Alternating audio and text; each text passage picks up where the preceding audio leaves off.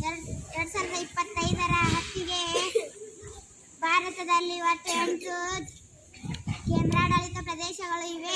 1 ದೆಹಲಿ, 2 ಪುದುಚೇರಿ, 3 ಲಡಾಖ್, 4 ಜಮ್ಮು ಮತ್ತು ಕಾಶ್ಮೀರ, 5 ಅಂಡಮಾನ ಮತ್ತು ನಿಕೋಬಾರ್ ದ್ವೀಪಗಳು, 6 ಚಂಡೀಗಢ, 7 ಲಕ್ಷದ್ವೀಪ, ಕವರತ್ತಿ, 8 ದಾದ್ರಾ ಮತ್ತು ನಗರ ಹವೇಲಿ, 9 ದಮನ್ ಮತ್ತು ದಿಯು.